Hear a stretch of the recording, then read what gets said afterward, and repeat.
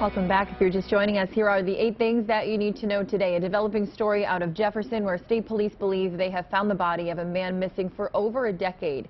News 8's Kyle Jones is live this morning in the studio with the latest on this investigation. Kyle. The state police is currently investigating remains found in a shallow grave that could be those of a man last seen alive 12 years ago.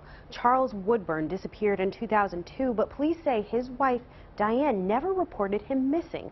The skeletal remains were discovered during a search last week. Detectives were looking in the front yard of the home he shared with Darling on Neck Road in Jefferson when they found the grave. The state medical examiner's office has ruled his death a homicide, and officials will continue to work to make a positive identification of those remains. His wife later died in 2010, and family members reported him missing after her death. Now detectives are interviewing Woodburn's family and friends to put together what may have happened just before he was killed. Live in the studio, Kyle Jones, WMTW News 8. Kyle, thank you. The Franklin County Animal Shelter is closed until further notice after the shelter was exposed to parvovirus. The disease is highly contagious and it affects puppies and older dogs. Right now, the shelter is looking for donations of bleach and paper towels, which you can leave by the front door. Maine fishery officials are set to host the last of 3 meetings with fishermen on the proposed rules for the upcoming scallop season. Officials say they want to shut down several waterways as they attempt to rebuild the fishery.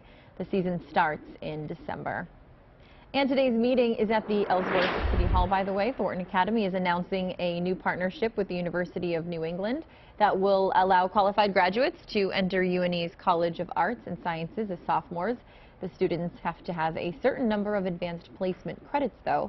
Seniors graduating from Thornton could take advantage of this new program as early as this coming spring. Well, the Maine National Guard's 262nd Engineer Company based in Westbrook is staying put. They got word from President Obama that they will not be deploying to Afghanistan in December. It's all part of the order to reduce the number of military forces in Afghanistan by the end of the year. The Justice Department is now launching an investigation into the Ferguson Police Department. The focus of the investigation will reportedly be the police department's practice methods and training. The department came under the national spotlight in the wake of the shooting death of an unarmed black teenager by a white police officer. And a very important day of meetings for President Obama, joining world leaders at the NATO summit in Wales. He's going to meet with the president of Ukraine. He's also working to build an international coalition to fight Islamic terrorists.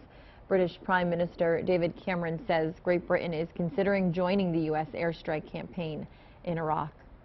And finally this morning, the Sea Dogs are in Binghamton for the Eastern League Playoff Divisional Series. The Mets won Game 1 last night, 8-5. They're going to be playing Game 2 tonight, though. The best-of-5 series heads back to Portland for Game 3 tomorrow night. Wishing them a lot of luck.